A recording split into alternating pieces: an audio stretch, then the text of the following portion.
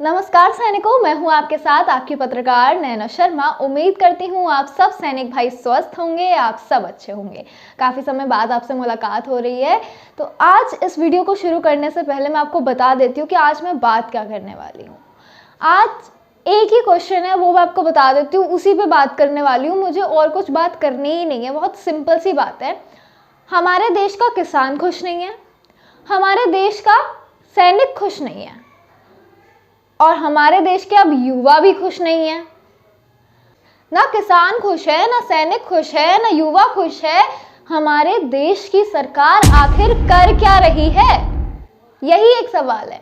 सब अलग अलग प्रोटेस्ट कर रहे हैं, आंदोलन कर रहे हैं, स्ट्राइक कर रहे हैं, हड़ताल कर रहे हैं। इतनी नौबत आ क्यों रही है? हमारी जो सरकार है वो सैनिकों की नहीं सुन रही, ठीक है। हमारे किसानों की नहीं सुन रही, ठीक है। हमारे युवाओं की नहीं सुन रही, ठीक है। तो सुनेगी किसकी?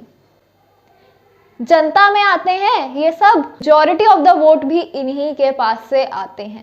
अब इन्हीं की नहीं सुन रही है तो सुनेगी किसकी सरकार? ऐसा भी नहीं है कुछ अलग ही मांग रहे हैं, कुछ ऐसे बहुत ही एक्सट्रीम मांग रहे हैं कि नहीं हमें ये चाहिए, अपने हक से अलग ही मांग रहे हैं। ऐसा भी नहीं है, वो अपनी हक की चीजें मांग रहे हैं। ट्रू।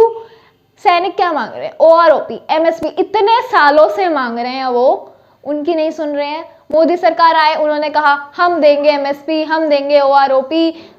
हमारे सैनिकों ने विश्वास किया, हमारे सैनिकों ने वोट दिया, उनकी सरकार बनी। उसके बाद क्या हुआ? अब वो कहते हैं कि मैंने तो दे दिए, इतने करोड़ रुपए दिए OROP के लिए, इतने करोड़ रुपए। आप मुझे एक बात बताइए, जब हमारे सैनिक कह रहे हैं कि उन्हें OROP नहीं मिला है पूरा, तो आप जांच क्यों नहीं करवा रहे हैं कि वो पैसा, इतने करोड़ देश का पैसा था, आपका अकेले का पैसा तो नहीं था, देश का पैसा था। अब देश की जनता को भी जानने का हक है और हमारे सैनिक को भी जानने का हक है, क्योंकि सैनिक को मिलना था ना, और सैनिक को तो नहीं मिला। तो वो गया कहाँ? वो इतना करोड़ पैसा कहाँ गया? फिर आप सरकार कह रहे हैं मोदी जी मैंने दे दिया, ठीक है आपने दे दिया, बट सैनिकों को तो नहीं मिला ना। गया कहाँ? बीच में कोई अफसर खा गया? क्या हुआ? ये इस चीज की जांच कराने के लिए हमारे सैनिक कह रहे हैं आप एक कमेटी बिठा दो 3 जज की। इसके अलावा तो उन्होंने तो नहीं कहा ना कि आपने करोड़ों रुपए दे दिए लेकिन हमें नहीं मिले, आप हमें दोबारा दो। उन्होंने आपकी बात रख ली, क्या कह रहे हैं कि मैंने दे दिए। उन्होंने आपकी बात रखी है कि ठीक है आपने दे दिए ना, लेकिन वो हमें नहीं मिले, तो वो गए कहाँ? उसकी जांच होनी चाहिए। वैलिड है, एकदम वैलिड, ठीक है। उनका हक है, वो इतने टाइम से प्रोटेस्ट कर रहे हैं, पीसफुल प्रोटेस्ट चल रहा है, उनका हक है वो चीज मांगना, और उनको नहीं मिल रही है। अब किसानों की बात करते हैं। किसान भी बहुत टाइम से परेशान थे। आपको पता है कितने महीनों से उनका जो आंदोलन चला था, पूरा एकदम सड़क पे बैठ गए थे कि नहीं तो नहीं, क्योंकि सरकार सुन ही नहीं रही थी। और अब युवा आ गए हैं। युवा जो पेंडिंग पुरानी भर्तियां थी, जिन्हें करना चाहिए था भर्ती, उनको नहीं पता था ना अग्निपथ स्कीम आ जाएगी। सरकार ने तब तक कुछ नहीं बताया था, वो तो अपनी पूरी ट्रेनिंग व्रेनिंग कर रहे थे। फिर अचानक से अग्निपथ स्कीम आ गई, पुरानी भर्ती कैंसिल, एनरोलमेंट नंबर नहीं आए, रिजल्ट नहीं आया। तो उन युवाओं की क्या गलती जो सालों से प्रैक्टिस कर रहे थे, स्टडी कर रहे थे, एग्जाम्स क्लियर करने की कोशिश कर रहे थे, उनका क्या?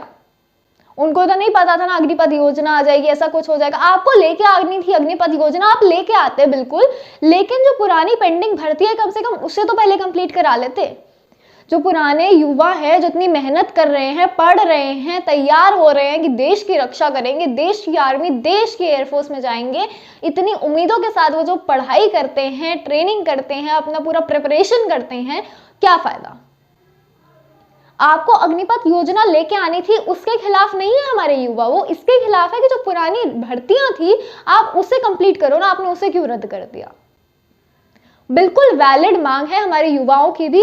और मैं यहाँ पर अपने युवाओं से एक चीज कहना चाहूंगी कि किसी के बहकावे में आके या किसी की बातों में आके, कोई इंसान, कोई संगठन, किसी की भी बातों में आपको नहीं आना है। जिस तरह से आप अभी पीसफुल प्रोटेस्ट कर रहे हैं, पीसफुली अपनी मांगों को मांग रहे हैं, उसी तरह से मांगते रहिए। जैसे ये संख्या बढ़ती जाएगी, सरकार पर दबाव पड़ेगा और सरकार को आपकी सुननी पड़ेगी, क्योंकि काफी लोग हैं आपके साथ, हम हैं आपके साथ। किसी के बहकावे में आके आपको लड़ाई झगड़ा या वॉयलेंस क्रिएट नहीं करना है, आपको पीसफुली प्रोटेस्ट करना है। कहते हैं ना, लॉ के दायरे में रह के आपको सारी चीजें करनी है। हमारे सैनिक भी इतने टाइम से प्रोटेस्ट, आंदोलन, स्ट्राइक कर रहे हैं, हड़ताल भी कर रहे हैं, तो पीसफुली कर रहे हैं, ठीक है। तो आपको भी पीसफुली करना है। आपको ये नहीं जल्दी रिजल्ट मिलेगा, मारम पिट्टी करेंगे, लड़ाई झगड़ा, वॉयलेंस क्रिएट करेंगे।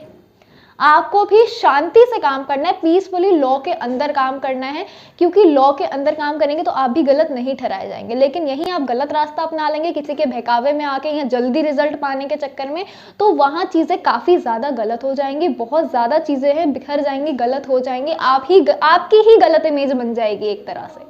तो इस चीज़ का आप ध्यान रखिए, किसी के बहकावे में नहीं आना है, पीसफुली प्रोटेस्ट करिए जिस तरह से अभी कर रहे हैं, एकदम पीसफुली लॉ के दायरे के अंदर। तो आप इस बारे में क्या सोचते हैं और आपकी क्या राय है, आप क्या सोच रहे हैं वो बिल्कुल मुझे कमेंट सेक्शन में ज़रूर बता दीजिएगा कि जब किसान खुश नहीं है, सैनिक खुश नहीं है, युवा खुश नहीं है, तो हमारे देश की सरकार कर क्या रही है। ना वो हमारे युवा से मिलकर बात करना चाह रही है, ना हमारे सैनिकों से मीटिंग करना चाह रही है, तो करना क्या चाहती है फिर, किसकी सुनेगी सरकार। सबको इतना ज्यादा परेशान कर दिया सरकार ने, तो सरकार सुनेगी किसकी अब। और वैसे भी आपको बता दो कि सरकार आप कोई ना कोई मोड़ तो वैसे जरूर लेगी, क्योंकि आपको पता है कि अब आने वाले हैं चुनाव, इलेक्शन आ रहे हैं, तो सरकार को सत्ता में रहना है, तो अब सरकार कुछ ना कुछ जरूर करेगी। लेकिन मैं आप सबसे यही कहना चाहूंगी, सतर्क रहें, कहीं आप दिशाहीन नहीं हुए, भटके नहीं, आपका लक्ष्य आपको पता है, अपने लक्ष्य को पाने के लिए काम करते रहे, बस वॉयलेंस क्रिएट नहीं करना है, पीसफुली आप जैसे प्रोटेस्ट करते आ रहे हैं वैसे ही करिए, और किसी की बातों में आपको नहीं आना है, आपको आपका हक चाहिए। आपको अगर सरकार भी भटकाने की कोशिश करे तो आपको नहीं भटकना है। फिर से मिलूंगी एक नई खबर के साथ, तब तक के लिए जुड़े रहिए हमारे साथ। मैं हूं आपके साथ आपकी पत्रकार नैना शर्मा। उम्मीद करती हूं ये जानकारी आपके लिए लाभदायक रही होगी, और आप क्या सोच रहे हैं इस बारे में वो अपनी राय भी मुझे कमेंट सेक्शन में जरूर बताइएगा।